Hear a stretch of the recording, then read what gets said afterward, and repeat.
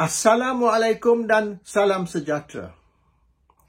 Dulu sebelum PRU 14, Rafizi Ramli berkata, tujuan mereka atau tugas mereka ialah untuk menghasut rakyat supaya mereka boleh jatuhkan kerajaan Najib Tun Razak Barisan Nasional. Jadi mereka telah bangkitkan isu 1 MDB habis-habisan dan mengguna macam-macam media termasuk blogger dari luar Malaysia dan demonstrasi dan macam-macam lagi. Akhirnya di dalam PRU 14 Barisan Nasional kalah pilihan raya dan Pakatan Harapan ambil alih sebagai kerajaan. Sekarang, in fact semalam, Rafizi Ramli kata tugas mereka sekarang, kerja mereka sekarang ialah untuk menjawab hujah-hujah atau soalan bodoh dari pembangkang. Bermaknanya PAS dan Bersatu ataupun Perikatan Nasional ni banyak hujah yang bodoh, soalan yang bodoh, dan inilah tugas Rafizi Ramli untuk menjawab semua kenyataan dan soalan bodoh tersebut. Hari ini saya nak tanya Rafizi Ramli 10 soalan bodoh. Dan saya nak tengoklah Rafizi Ramli akan jawab atau tidak, boleh jawab atau tidak 10 soalan bodoh saya ini. Soalan yang pertama, soalan bodoh saya yang pertama. Anwar Ibrahim berkata, Najib Tun Razak telah beri 90 juta duit yang dicuri dari 1 MDB kepada parti PAS. Dan Anwar telah tunjuk sekeping kertas, photostat macam ni. Dan dia kata, ini salinan cek tersebut dan tak lama lagi dia akan dedahkan cek ini. Cek sekeping bernilai 90 juta. Duit yang dicuri dari 1 MDB yang diberi ke PAS.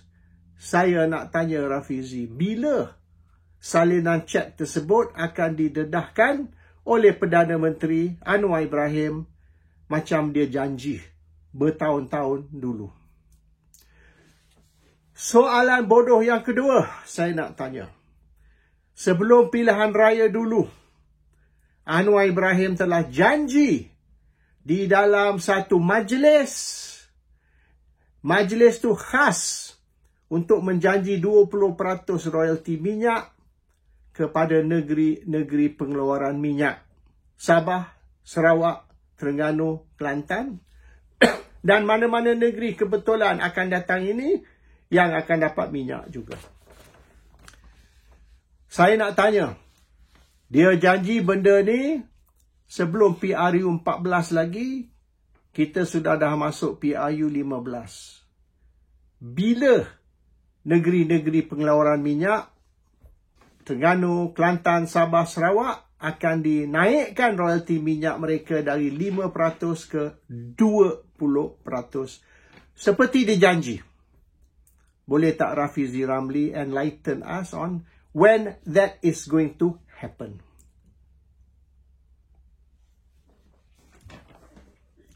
Soalan yang ketiga, soalan bodoh yang ketiga. Anwar Ibrahim, Perdana Menteri, telah memberitahu Malaysia di dalam parlimen bahawasanya Muhyiddin Yassin telah curi 600 bilion duit negara semasa dia jadi Perdana Menteri. Anwar kata dia ada bukti dan dia boleh buktikan yang Muhyiddin telah curi 600 bilion.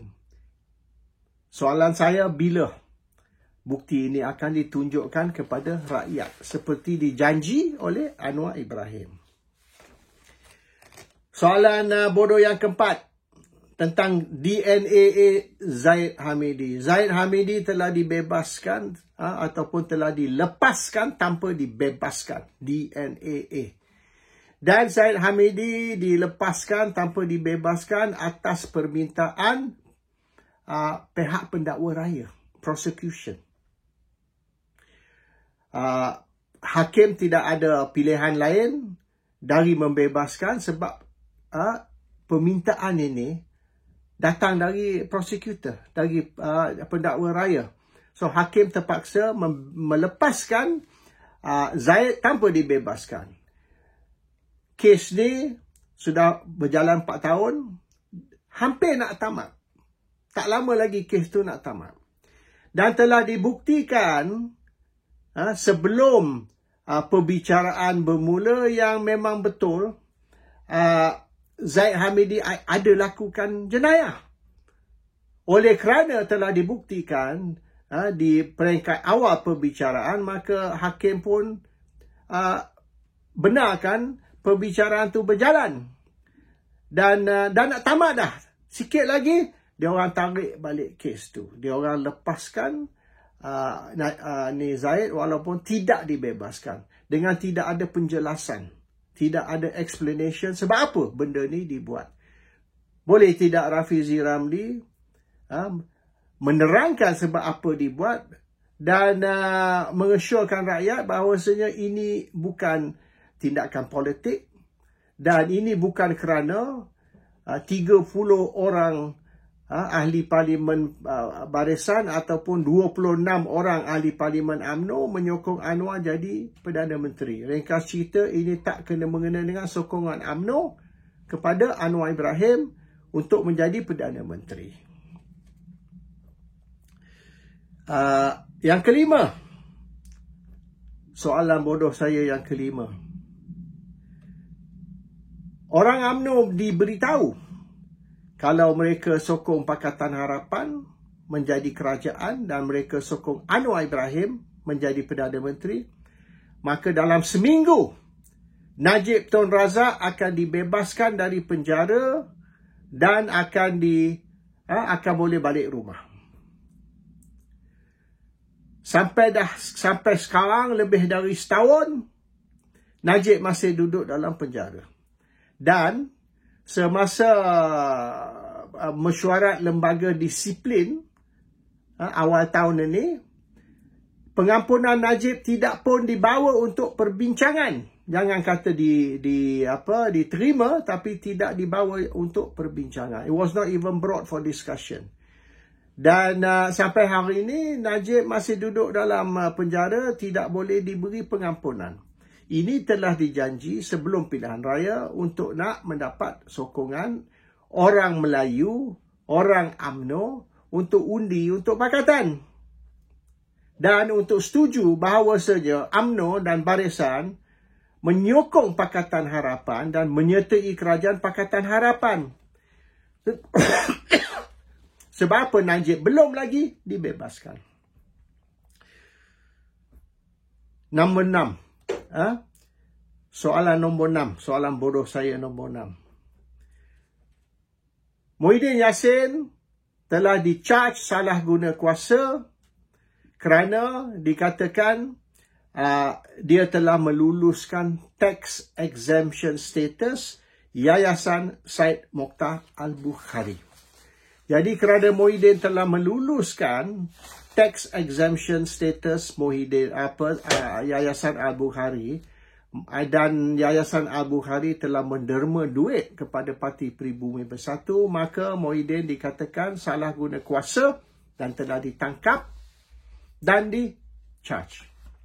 Tetapi mengikut Lim Guan Eng, Menteri Kewangan semasa tu, dia kata, dan Anwar pun kata di dalam parlimen, Anwar kata dalam parlimen, dan Lim Guan Eng juga berkata bahawasanya tax exemption status Yayasan Al-Bukhari tidak ditamatkan, tidak dibatalkan.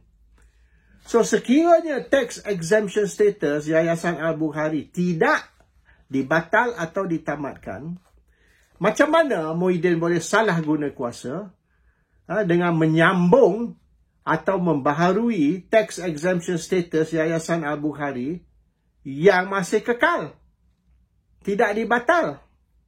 So apa kena-mengena duit yang Yayasan yang Al-Bukhari derma kepada Parti Pribumi Bersatu dengan isu tax exemption status yang tidak pernah dibatal atau ditamatkan? Nombor 7. Soalan bodoh nombor 7. Mereka kata pengampunan Anwar ni diberi atas budi bicara Agong, iaitu Agong volunteer, sukarela, beri tax exemption, beri pengampunan kepada Anwar. Anwar kata dia tidak pernah memohon untuk pengampunan. Yang Agong beri dia pengampunan tu, itu pandai-pandai Agong lah. Anwar tak minta, Agong offer. Tapi surat dari Istana Negara, surat pengampunan dari Istana Negara tu mengumumkan yang mengikut ataupun berdasar kepada permohonan pengampunan dari Anwar, maka Sri Paduka Baginda Agong berkenan memberi pengampunan. Okey? Berdasar kepada permohonan Anwar untuk pengampunan, maka Agong offer atau berkenan, consent to the pengampunan. So, apa Agong cakap dan apa Anwar cakap ni berbeza. Agong kata Anwar minta, Anwar kata dia tak minta, Agong yang offer. Boleh tidak Rafizi jawab soalan bodoh saya ni, iaitu siapa yang bohong? Anwar bohong ke Agong yang bohong? Nombor 8. One more. Soalan bodoh. Mereka kata mereka bentuk kerajaan perpaduan. UMNO kata mereka menyertai kerajaan perpaduan atas titah Agong.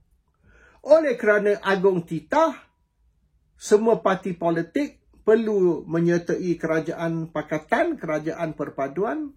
Maka UMNO yang sebenar, UMNO tak mau.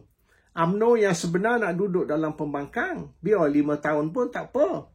Tapi UMNO tidak akan join kerajaan perpaduan atau kerajaan Pakatan Harapan, sebab Ahmad Zahid Hamidi sudah umum no Anwar, no DAP, no Bersatu.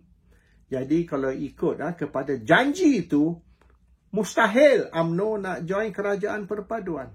Tapi kerana dititah oleh Agong, suka tak suka, UMNO terpaksa join kerajaan Anwar Ibrahim. Tapi tidak ada surat istana atau apa yang kita panggil surat kuning mengeluarkan titah. Sebab titah ni kena ada surat kuning dari istana. Tidak ada surat kuning. Cuma mereka kata Agong telah beri pendapat. Pendapat, bukan titah. Dan sekira nak angkat, nak ambil pendapat tu, opinion tu sebagai titah, maka ini melanggar perlembagaan, sebab Agong tak boleh join politik. Agong tak boleh sentuh politik, cannot get involved with politik. Dan sekira Agong titah untuk kerajaan perpaduan dibentuk, maka Agong sudah melanggar perlembagaan. Boleh tak Rafizi jawab soalan saya ni? What is the real story? Kalau Agong tidak titah, tidak keluar surat kuning, macam mana UMNO boleh guna alasan yang ini titah Agong, maka mereka join kerajaan Anwar atas titah Agong? Nombor 9. Dulu tahun 2018, selepas PRU 14, banyak janji-janji dalam manifesto pilihan raya Pakatan Harapan tidak ditunaikan. Dan mengikut Tun Dr. Mahathir Mohamad, Perdana Menteri Pakatan Harapan semasa itu, janji-janji dalam manifesto tidak realistik, tidak menasabah. Mustahil kerajaan nak tunaikan janji yang unrealistik dan mustahil untuk ditunaikan. Dan mereka berjanji dalam manifesto tersebut hanya untuk menang pilihan raya. In fact, kata Mahathir, mereka tak tahu pun mereka akan menang pilihan raya. Sebab tu mereka buat macam-macam janji karut. Sebab mereka rasa mereka tidak akan menang pilihan raya. Tapi selepas menang pilihan raya, maka mereka sedar yang janji-janji itu mustahil, tak boleh dibuat. Maka Dia orang tidak boleh tunaikan janji. Sekarang ni PRU 15. Again, macam-macam janji dalam manifesto pilihan raya tapi semua tak boleh nak ditunaikan. Sama macam kes PRU 14 sebelum ni, PRU 15 punya janji juga tak boleh ditunaikan. Adakah ini sebab yang sama yang telah diberi oleh Mahathir pada PRU 14 dulu? Iaitu, janji-janji itu tidak realistik, mustahil nak ditunaikan dan hanya diberi janji dalam manifesto semata-mata nak menang pilihan raya. Tapi mereka tahu kalau mereka menang pilihan raya, mereka tidak boleh tunaikan satu pun janji pilihan raya. Can Rafizi explain? Jawab ni soalan bodoh saya yang ke-9. Last one. Soalan bodoh yang ke-10. Sebab apa Mahathir digulingkan selepas 22 bulan jadi Perdana Menteri?